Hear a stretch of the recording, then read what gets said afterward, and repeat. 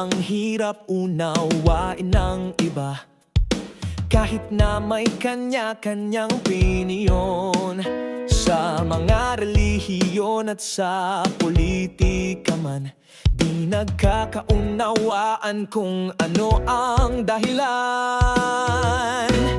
Bakit di tayo magkaisa sa hangarin na maganda?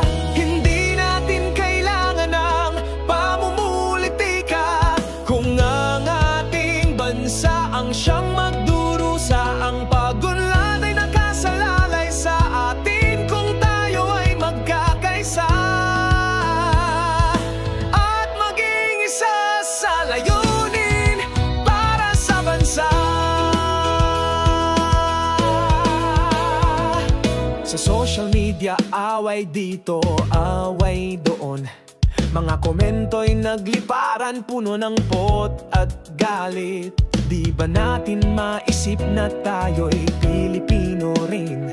Kailangan nating magkaisa, wag nang mag-alinlangan. Bakit di tayo magkaisa sa hangarin na maganda?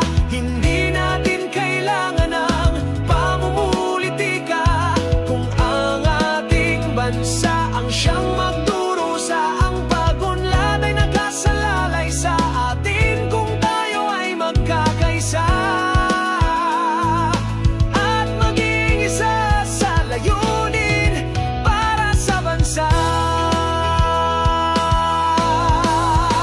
Sa mata ng mamamayan at kabataan, magkakaibang prinsipyong nakikitaan. Nagkakagulo ang tao at sambayanan dahil sa kanilang partidong sinusuportahan. Bakit di tayo magkaisa sa hangarin na maganda?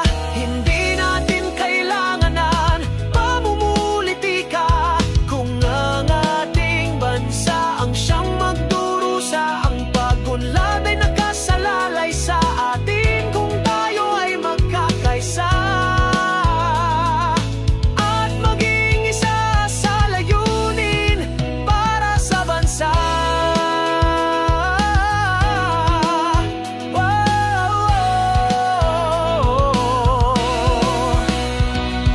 Magkaisa, magkaisa para sa bayan natin. Sama-sama nating itaguyod ang kaunlaran.